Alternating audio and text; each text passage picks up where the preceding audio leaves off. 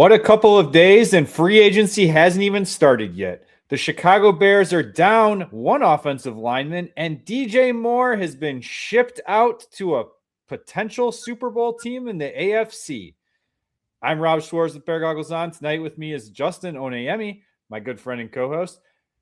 This is the Halas Huddle, where I'm just confused on how to be excited or frustrated. I don't know. Let's get into it, Justin.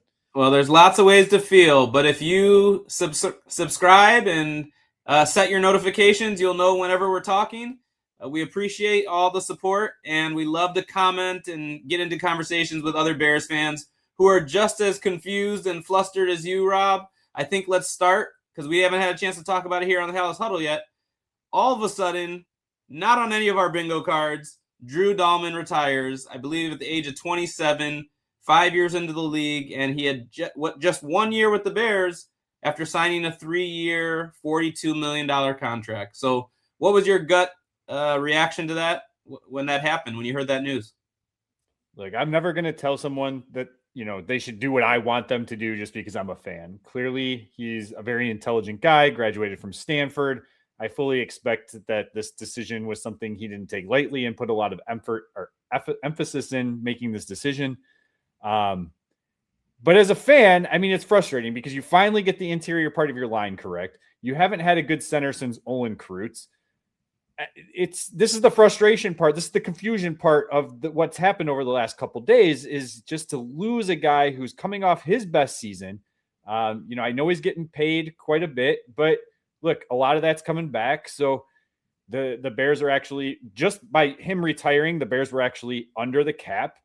They got around $10 million back. $4 million of that was a signing bonus. So therefore that doesn't come back to the cap. They can go after it and claw back the $4 million from this year and the $2 million from next. That's up to them. I'm not even going to get involved in talking about that because it really doesn't help right now, right? It's just about $10 million. That's what you're going to expect. And now you got to go find a center. The good news is, and I'll let you talk about it more before I jump into it, but the good news is that there is a decent market in free agency as long as things don't change over the next, 4 days? And 5 days. Yeah. And even in the draft, there's a few names to consider in the mid rounds. Well, it caught me 100% off guard, but I think it probably only caught the Bears 95% off guard. They must have known at least it was on his mind, and it was announced at least enough time where, like you said, you can start to think about free agency and what you might do if you decide. And I already know some of the names you're going to say, but there is obviously a huge swing they could take in free agency. But there are some others that are, smaller swings, including one that wouldn't actually go against the free agent comp pick formula, who they could sign right away. But anyway, there are some options, but it wasn't something we even thought we needed to think about. And now it is. So hopefully, though, continuity is important. Caleb talked about how critical Drew Dalman was to calling out protections and shifts and just the intellectual part of the game that's happening before the snap. So you're hoping to replace that. It's going to be tough, but what are some of your thoughts? Yeah. So, do we want to address them now, or do we want to talk about what's next? We'll talk about that in the what's next segment. Okay, but yeah. Essentially, it's just frustrating to lose him at this point. Like I said, they fixed their interior finally. You can't just ignore this position. We can't have a Coleman Shelton type situation again. We can't have Luke Newman. Luke Newman could be the option, right? I know he's been working on snaps, but I feel like that's just a backup option. I don't want to count on him. That would be like a Patrick Shelton situation. And why am I blanking on the other? Lucas Patrick, right, was the other one. Yeah. Like, we can't have that here in Chicago. Coleman Shelton. Yeah. But hey, the next big loss from the offensive side of the ball, we were expecting. Here on the Halas Huddle, we said there was a 75% chance that DJ Moore would be traded this week. We said for a day 3 pick. And I was shocked, Rob, to find out it would be a day 2 pick. Bears were able to get the 2nd round pick from the Buffalo Bills, but they did have to include their 5th round pick this year with DJ Moore. But that still shocked me because that's the 57th pick in the draft. And this is a draft where we've talked about it. Prospects 20 through 70 might be very similar. So to get more ammunition, whether you're using that for those types of prospects, or perhaps you're looking to wheel and deal some more, and now you have more ammunition to include in a trade. We'll talk about that in the What's Next segment as well. But what was your take on the DJ Moore move? Yeah, so the take on the trade is, first of all, let me put this out here. If you are someone on Twitter and you are trying to victory lap this, I'm sorry, but please stop. Okay? 90% of the fan base assumed DJ Moore was being traded. Do not try to pretend like, oh, I called this out in February, so this is why, you should be following me. Again, 90% of the fan base, even on Facebook, okay? And that's a shock. Even on Facebook, 90%, they were on board with DJ Moore being traded. I was open to the idea of restructuring him, but I never thought that a trade wasn't a possibility. Like, I don't want people coming at me just because I said, hey, a restructure could happen. Like, it's only a 1 year in void years. That's a possibility. Like, just stop. Okay. There's certain people out there that are targeting me because of a couple comments that I put on there. But again, you just said it. We had him out the door by more than 50%. So that to me says, look, we expected this to happen. That's exactly what happened. We didn't think it was going to be this big of a draft capital return. We talked about potentially packaging it with another pick and then maybe getting a higher pick. When we were talking about it, we were thinking a fifth as it was, right? And my mind keeps going back to the Amari Cooper trade, right? Like, I feel like the age was about the same. The production was about the same. 5th round pick just seemed pretty much where I figured it would align. And in this case, maybe you throw in your 5th round pick and then you get like a 3rd is the best that we ever said. The fact that they got a 2nd round pick for this, they're at number 60, right? So they're going to be picking at, I think it's 57 and then 60. That is huge. They now have 4 picks in the top 90. For you to get 4 guys in the top 100, that is fantastic. And it also, to your point, and we'll talk about it in the What's Next section, gives them some flexibility, whether it's trades for more players or even just moving up and down the board on draft weekend. Well, I know this is not a Bills podcast, but I don't want to act like because DJ Moore's production was down that across the league, people were looking at him at like, oh, he's washed up. He's got nothing left. I mean, it was down partly because the Bears did really spread the ball around. And that was by design. We kind of saw that coming. And that's why, from a Bears perspective, having him make what he was going to make this year and be like your 3rd or 4th option didn't make any sense. But he's going to the Bills. They have needed a receiver for a while that could step up and be what they need in their passing game. But they have a new head coach, Joe Brady, who was the offensive coordinator in Carolina when DJ Moore was putting up great numbers in Carolina. So I'm sure they feel that they could get a return to maybe what the Bears saw in year 1 or 2 of having DJ Moore. And let's not forget, that was near 100 receptions, over 1,000 yards in one of those years. So he's still a highly sought after and highly regarded receiver.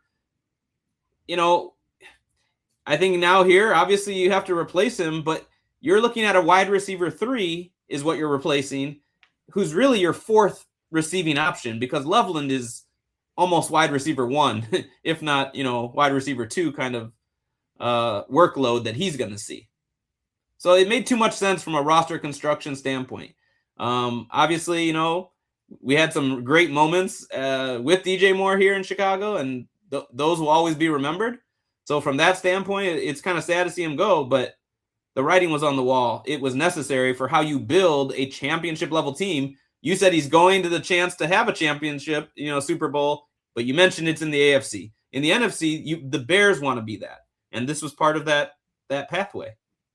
Yeah, I think you nailed it on the head, saying he gets to go be with a coach that he succeeded with. I think that speaks volumes. And 2, based on what the return was, and I know Bob had mentioned this in a group chat. I think it was the one with Gary, not with us, but clearly there was a bid there was multiple teams interested in DJ Moore. That's the reason why it got to this level, right? Like you're not getting a second round pick for DJ Moore if there weren't multiple teams involved trying to get him.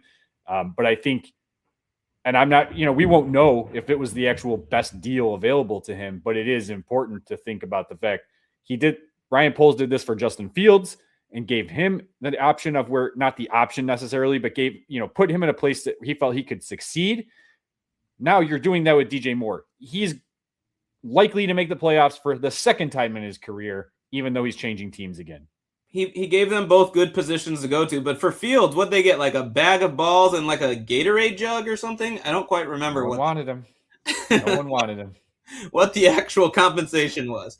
But both these moves, Rob, really brings up what's next. We teased it a little bit, so let's go center first. Yeah, let's just go in the same order. Look, there's a good amount of offensive centers in this free agency period. You mentioned, and I don't even know how to pronounce his last name, but I call him Tyler Badass because that's how it looks when I see his name. Look, a slightly below graded center from Drew Dalman, right? So like about the same age, a little bit older. He's 28. But to your point, it won't count against the compensatory pick formula, right? So there's a bonus there. They've already brought him in for a workout. I wouldn't be against that. Connor McGovern is the other name that's been thrown around out there. It was with Buffalo. Again, same age. And from a production standpoint, it was actually very similar to Drew Dalman this past year. I think he would fit the system pretty well. Other names to just throw out there. Go ahead. He'd probably cost about the $10 million that you're saving. Correct. It's apples to apples. I would think Badass is going to be slightly less. Yeah. Probably 7 to 8 million range is my guess for him. Connor McGovern, like you said, is going to be about the 14 maybe range. They would him as a bridge, and you would sign him and then draft a guy, or maybe develop Luke Newman. But right. A couple other names just that they're out there. Obviously, the number one name out there is Tyler Linderbaum, projected to get around 25 million plus per year. That would put him as the top paid center. Didn't do as well in pass protection this last year. What? 25 million AAV would put him top by a lot, right? Isn't top now? I think the second was 23. Oh, I thought that was the qualifying offer or something like that. But sorry, I should have done more homework. I'll go with your numbers, but that's a lot of money for your center. Yeah. Look, even if Ben Johnson wants him, like you got to think strategically. You'd have to front load this, you have to backload this contract, which means you're going to have big problems when you got to pay the rest of these guys. But we're talking about you got to lock in that center position. It's not just them. Like if you look at the teams that are consistently in the playoffs and succeeding, they have good center play. Speaking of that, though, one of those centers was Coleman Shelton with the Rams. So good job for him. It just proves that scheme really does matter. Coaching really does matter. I would like to see them go with one of the lesser options, I think. And then also, like to your point, either you bring up Newman as your backup guy who's flexible and can play both positions, or you draft someone. And I wouldn't go high on that position. Like if you're going to draft someone in this draft, you're going to go for someone on day 3, most likely.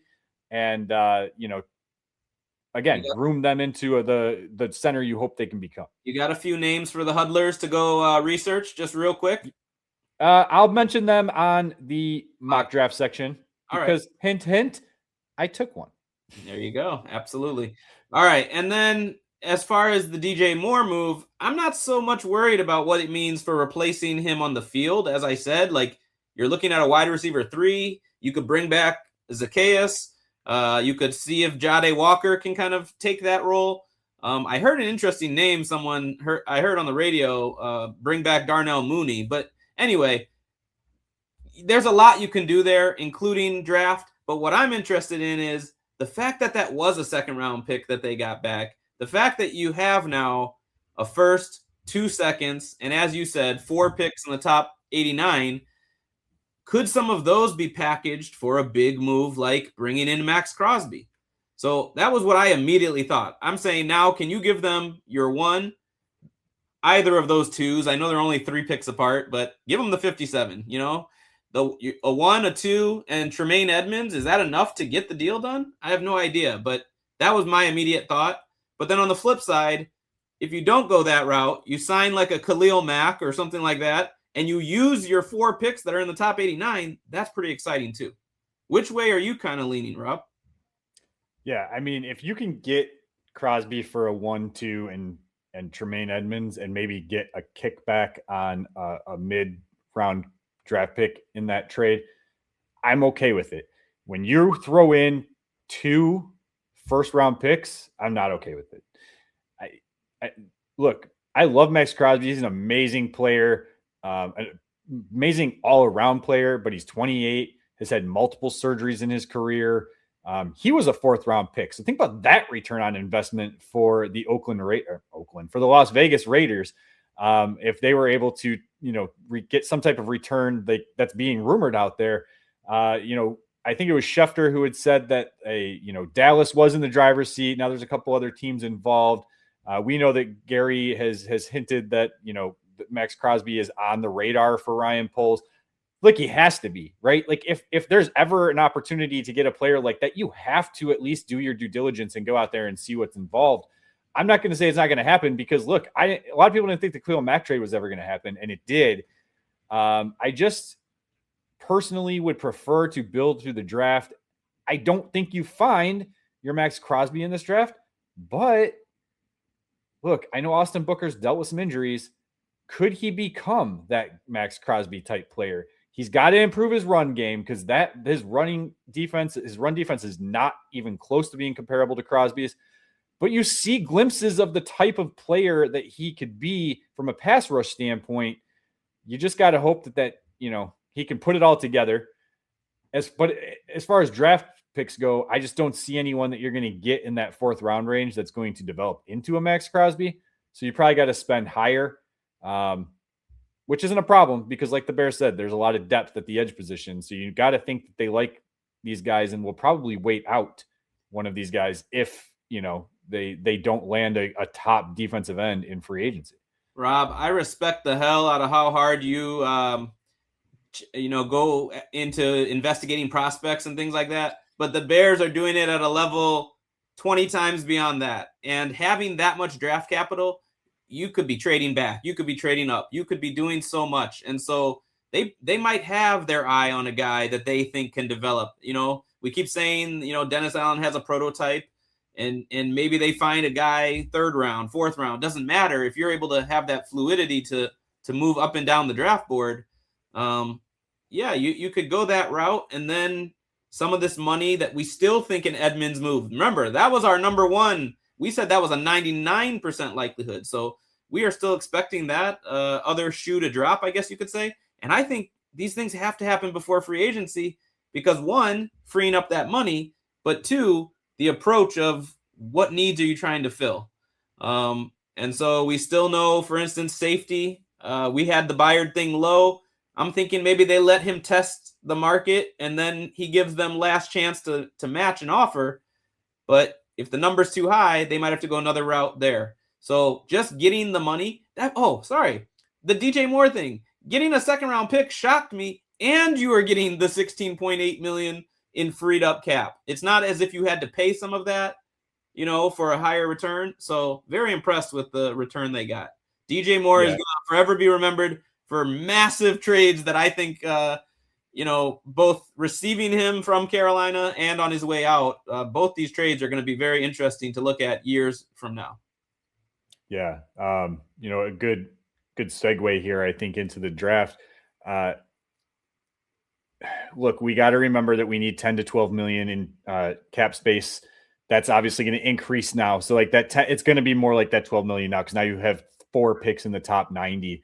That's definitely an important thing to consider. I've seen different numbers out there. I don't understand it. I calculated it in my head and came out to a number that was very similar to Spotrac. They were roughly 10 million over the cap. Then Dalman retires. So that means you're right at that cap. I think when I looked, they were about a little bit over or just slightly under $1 million under the cap after that announcement. Then you got 16.5 million. So in my mind, I was like, okay, they got to be somewhere between 17, 18 million in cap space.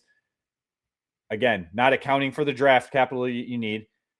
But I'm seeing a report by ESPN and Courtney Cronin was on there, and they had it at 5.9 after the DJ Moore trade, which doesn't sound right to me at all.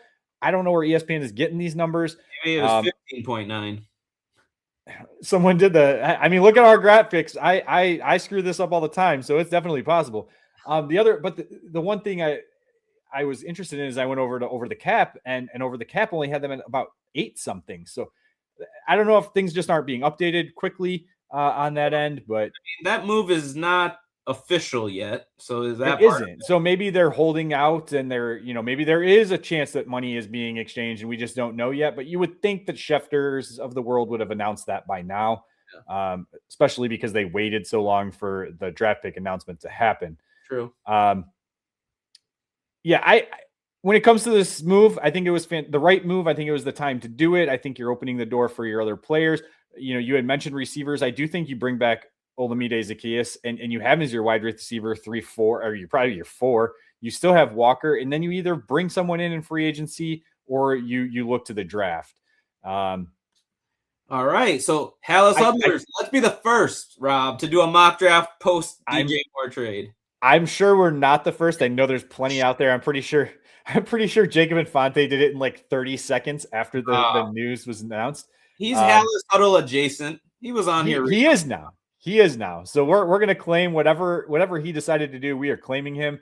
Look, we're going to run through this quickly because so much is going to change between now and then, right? Like, we know Edmunds is going to get cut because you can't have him on the roster. And then I got to look, but I'm pretty sure that there's some guaranteed money that will go to him if he's on the roster as of the third day of the month or of the year, right? So even if it's only a 1.5 million, I don't give him that. Like, he's either getting traded or cut. Like that's got to happen. But look, so I use Pro Football Focus again. I have their paid subscription. So if you don't have that, I do apologize, but I ran through theirs, made a few adjustments to how I like to make the draft what I feel like comes out more realistic. But I also have been playing around with the Pro Football Sports Network one, which is the one that Jacob Infante is a part of, just to kind of get an idea of like where different names may fall in different algorithms, right? Because it's all an algorithm. But I was ecstatic to see Peter Woods there at 25. Peter Woods is my top defensive tackle prospect. He brings both a run game presence and a pass rush presence to his game. And I think he fits more of the mold of what we see from Dennis Allen when he drafts defensive tackles. I've been pounding the table for Cade McDonald. He doesn't fit that profile. I can't remember who did it. Somebody put out there all the draft picks that he has made at defensive tackle since he's been either the defensive coordinator or the head coach. And every single one of them has been under 300 pounds. Peter Woods actually, I believe, was like 305 or I don't even know if he weighed in the combine. I saw 305 somewhere off the top of my head. So like, he's kind of a tweener, but I think that's close enough where you make that exception. I also got to say, please don't just put your square pegs in round holes. Like, I don't want to see a situation where like Greg Olsen gets traded to Carolina because Mike Martz is here and he doesn't like tight ends who catch the ball. And then he goes and has what I would consider a Hall of Fame career. I don't want that just because Dennis Allen is here. Like, get good football players. I think Peter Woods is that guy. But I'd also be happy with a Cade McDonald. I'd also be happy. I'd also be happy with a Caleb Banks. And it's weird that I say that because I have him in the same tier as Cade McDonald, but it makes me nervous. And I'm a Jervon Dexter guy, which makes me nervous just because of the Jervon Dexter, like, comparisons, even though they're not exactly the same. He's got a. He didn't go to Florida. Would you even be saying it? No, probably not. There is that connection, but the size is a little bit similar, and specifically that, and the way he plays the game, but again, it's Florida, so they were playing the 2-gap system, and you got to kind of shed your blockers and get in front of the gap and fill where you need to be. But I do think his get off is a little bit faster than Jervon's was coming out of college. So there we go. Let's just move on. Just 5 minutes per pick. Yeah, no, these ones are going so much faster. Jake Golday, look, linebacker out of Cincinnati. His stock is dropping as Jake Rodriguez's stock is flying up boards. I've seen him go in the first round in a lot of mocks now, which is absolutely crazy. that we were mocking him in like the 3rd and 4th round early on. And, I prefaced that like I don't expect Rodriguez to be there in the 3rd. I said that. I didn't think he was going to go all the way to 1st, but 2nd round is where I expected it. Golday had a bad combine, like from a speed standpoint. And I think that's probably why he's slipping a little bit. But look, you watch the film, his sideline to sideline speed is there. I'm not concerned about that. I think he will fit in and play that mic just fine here in Chicago. Kamari Ramsey was there at safety. I was debating between him, Genesis Smith, and I'm blanking on the kid from Penn State. So those 3 were the 3 I was considering. I have Ramsey slightly higher in my grades, so I just went right off my grading scale. 3rd round, I see those asterisks. I made a couple trades, so I did get trade offers. I traded down from 60 to 65, and then I traded down from 89 to 94, and I locked in 2 different picks. I added a pick, and then I moved up in the draft with another pick. But anyway, so 94, I went Antonio Williams, wide receiver out of Clemson. A straight up slot guy, just a speed guy, 4.3 speed. But he's, he's someone who you can bring in as your wide receiver 3-4, and you can kind of groom him, get the ball in his hands and just let him take off. So I was definitely okay with him there. Yeah, exactly. Right. The next name is a name I've been hearing a lot, Rob, and I don't want to do the same thing we just did with Florida, but like Penn State and edge rushers and. Yeah, he had good production, last year with Abdul Carter across from him, and he had good production again this year without Abdul Carter. So I think that speaks volumes. I think, you're playing against a lot of these Big Ten teams, and that conference is definitely improved over the years. It's not just Ohio State and Michigan anymore. Like, USC is obviously in the conference now, but there's a lot of good teams. Indiana just won the Natty. Like, even Illinois has been, seeing a lot of increased performance lately. And I'll end it with, or get close to ending here with this. He's not on my board here, but if he's available at 57, Gabe Akis is a guy I would absolutely love here in Chicago. He did not fall to 57 in this mock, though. I think he was like 52. I was pissed. I would absolutely love that. Wait, you just brought him up, though. So let me ask, in this mock, were you going into this thinking the Bears had signed some level of free agent? I went into it as is right now. Okay. As is right now, right? Like, that's how I got to mock it, because we don't know what's going to happen. And I don't expect them to go after Trey Hendrickson. I think it's cost us too much. I think Ben would rather have Linderbaum. And then, we don't know the max situation. But if the max situation happens, none of these picks are here anyway. So there's just no point in even considering it. True. You mentioned Danny Dennis Sutton, though. He had a good combine. His 10-yard split was actually faster than David Bailey's. Not very many people participated in the 3-cone drill. Officially, but he was the fastest of the 3-cone drills as well. Again, just prototypically kind of fits that same play style and size that Dennis Allen likes. And the one thing I will say is his run game isn't as good as I would like, and his get off is not elite. That's why he's dropping to the 4th rounds. But maybe he's showing with the his underwear Olympics that he can get that speed. So 5th round, I had to go center. There were a lot of names that were off the board. I know a lot of people are probably going to say Connor Liu or Sam Heck. I don't think they fall to the 4th or 5th round. You're probably going to have to use 3rd round capital for that. I don't want to do that here in Chicago. So Logan Jones was the top guy that I had on my board. I take that back. He was the 2nd guy that I had on my board. The guy that I had above him was Matt Golbin out of Michigan State. Those 2 guys would be the guys that I would be targeting the most in this area. And then just because Gary is an Indiana guy, I'm going to throw in Pat Coogan as well. I think he probably could be there in the 5th or 6th, but I mean, I'm not going to pick on your strategy, but are you basically saying just pick a Big Ten center? Yeah, you just said like Big Ten. I mean, that's where it's at. I mean, a lot of these Big Ten schools do put out great offensive linemen. So, but now with the Drew Dalman retirement, it's probably something the Bears should address, but there are lots of needs. And of course, once free agency comes, we won't really know what their true needs are. It might be different than what it is right now. So, Halas Huddlers, stay tuned. As big news breaks, we always will try to give you our thoughts on it. And, of course, we want to hear yours. So, also, in addition to subscribing, liking, please comment. We love to respond to the comments, get the conversation going between Bears fans and Halas Huddlers. Not that those are different. Sorry, it made it sound like those are different. The Venn diagram, they overlap quite a bit. I mean, we get some Packers and Vikings and Lions fans in there sometimes. So hey, feel free to comment as well. It helps the algorithm. But yeah, keyboard warriors, go in there. Let us know. What do you think? What the DJ Moore situation? Are you mad? Are you happy? Drew Dalman, I think everyone's upset about it. But again, don't blame the player. He's making a health choice for him and his family, right? It's something that they got to do. I completely understand it. Another Stanford guy who retired not too long ago, Andrew Luck. So I think, probably right along that same line. Maybe it's something to do with having big brains. All right. I got nothing. Until next time. Yeah, until next time, bear down, claws up. It's after Packers all